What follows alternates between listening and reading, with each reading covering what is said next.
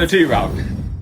Oh wow, that's so natural, Christian. Yeah. Yeah, episode 2. I enjoyed it. Again, I think House of the Dragon's going strong. The new intro slap, bro. You know the music? It got like the Game of Thrones music with like the show in parts of Westeros. It was sick. Yeah.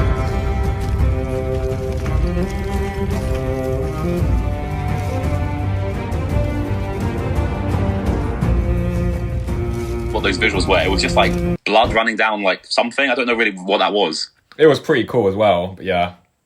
Was it the thing that he has on his table? You know, that thing he builds? I think it might have been that. I'm not sure though. I think it was, yeah. It shows all like the different like areas of like the kingdom and like the different like groups and stuff. It was good. But anyway, the episode starts 6 months in the future. Ooh.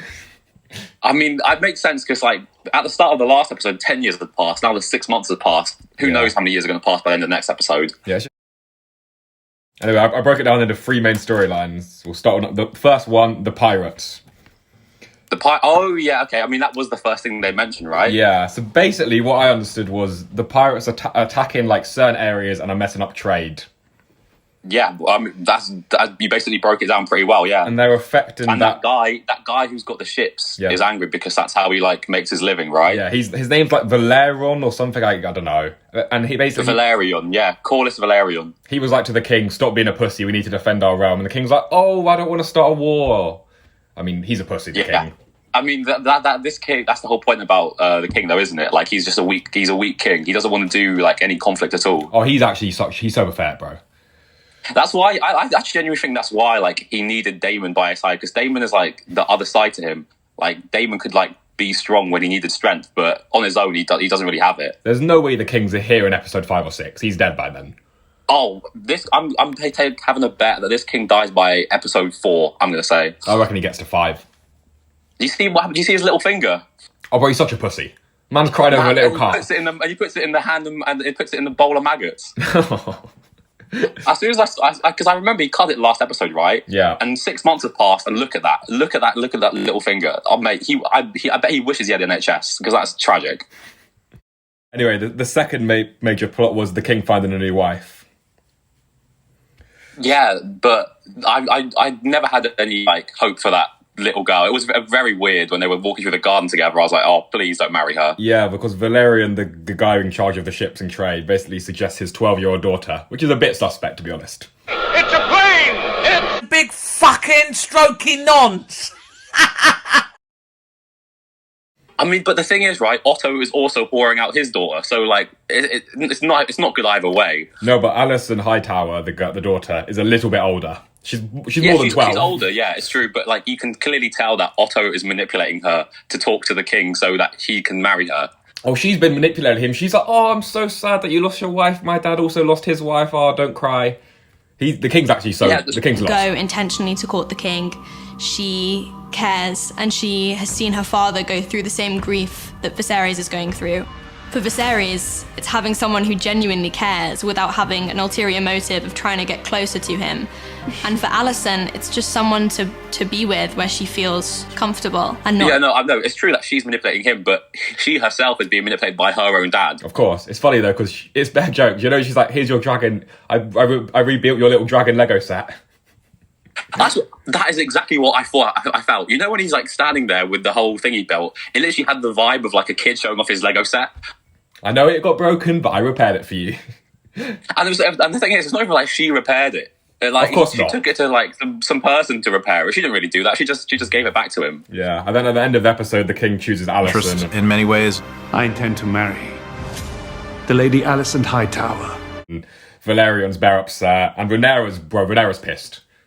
Yeah, I mean, fair play. He's literally saying, "I'm going to marry your best friend." That's a bit fucking weird. Not even her best friend. The only person she's talked to her age the whole show is now fucking her dad. Oh, such an L. You dumb fucking bitch! I'm gonna fuck you! Fucking run away from me! Such an L. Oh, right, oh god, and that's her new stepmother. If they get married, that's your mum now. Oh, peak. And if they have a kid that's a male, I marry your mum. How you to call me dad? Oh, bro. And if they have a kid that's a male, she's getting usurped. Yeah, so she's lost her best friend and her rights to be the queen. So Rhaenyra's not had a good episode. So third storyline, Daemon being a nuisance, I'd say. stealing the dragon egg and getting Otto to come all the way to Dragonstone and beef him. How did he steal a dragon egg without anyone noticing? That's Oh, mate, I want to know how he did that, because they were like, you stole it under the nose of 50 dragon keepers or whatever. 50, bro, 50. He must have had inside help. Yeah. I'm sorry, I'm smelling fraud. Otto's like to the king, let me go, king. Bro, what are you going to do? Yeah, at least the king's his brother and can like actually like talk to him, bro. He hates you. They hate each other. What does he think's gonna go? How's it gonna go well if you go there, mate? Bro, he's literally like, give us the egg back, Caesar Dragon. Oh, bro, you're okay. Keep the egg. I can't lie though. Matt Smith's dragon is fucking sick. The red one and even the way it screams is terrifying. It doesn't look very big though. It's more like longer, like a snake kind of thing. It is. It's like a snake like dragon. Like what's her face? I'm almost called a Daenerys, but what's her name? Rhaenyra? Rhaenyra's dragon is more. Rhaenyra's dragon's more like real. Like if it's more like an actual dragon. Yeah, because she basically turns up and saves the day. I mean, without her, mate, Otto's getting absolutely I think dead. Rhaenyra's arrival saves probably a lot of lives, but it changes the tone. You know, it's the thing that she's been building towards the entire story, which is wanting to do something to show her mettle and show her worth as the heir to the throne. And she does it in a unique way because she's able to fly a dragon, but she's also one of the few people in the world that Daemon will listen to. Getting fried. But Otto was running back to King's Landing. Otto was like, oh, bro, he should be begging her. Thank God. Thank you for saving me. And instead he's like, I had it covered. Shut up, mate. Mate, you were going to get roasted in your armour until she turned up. I was low-key like, oh, I begged the dragon burn all of these characters, but I was like, no, we need Otto for like political drama and stuff. It's only episode 2. That's what I mean. Give it time. They'll eventually get burned, don't worry. Yeah, but Rhaenyra... I like the little interaction between Daemon and Rhaenyra. Yeah, they have a good relationship. But it's getting worse. And then, bro, he fully chucked the dragon egg at her, and she caught it as well. Yeah, she was like, Kobe. Matt Smith didn't give a fuck. Not a whole storyline, but that conversation between Rhaenyra and the old woman was pretty good. Pretty snide. Between her and like the queen that never was, whatever her she's supposed to be. Oh, that's so pre. You know when she said, "Calm down, princess. They never picked you." Ah, burn. Because she's like 12. Yeah, telling a 60-year-old, calm down, princess. And the way that women in power treat women in power. When I'm queen, I will create a new order. Oh, I wish that could be Rhaenyra. But the men of the realm already had their opportunity to appoint a ruling queen at the Great Council, and they denied it. They denied you, Princess Rhaenys. I wonder if she has a dragon, that woman. She probably does. Most of them do have dragons at this point. She'd probably break her back getting on it, though. What does that mean? She's old. That's my. Oh right, she's old. Okay, nothing sexual. Okay, cool. Yeah, but you know, like her little kid has a dragon. Like those, like 10-year-olds have dragons. So at this point, like. Yeah. The girl that Thingy was going to marry has a dragon. So bro, she's about 12. Put a 6-year-old on a dragon, mate. Put a 6-year-old on a dragon. Go for it. Oh, and then there's that. I'm not ageist. Yeah, and then there's also that scene where Rhaenyra chooses like a knight and like. The king's hand's like, why are we choosing him? He's not experienced, or like he's like, don't choose him. No, that was the difference. It was like, oh, he actually is experienced, but he's not like nobility, so we shouldn't pick him. Yeah. And then Rhaenyra's like, well, he can actually fight, so we might as well pick him in it. That definitely inspired the king's hand to fuck over Rhaenyra and try and marry his daughter to the king. Although he was already kind of doing that. He already had that plan from day one, mate. In episode 1, she was like, King, I'll help you with your Lego. If someone came to my yard and started building a Lego with me, I'm falling in love instantly.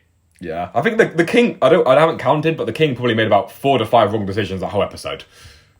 Yeah, 100%.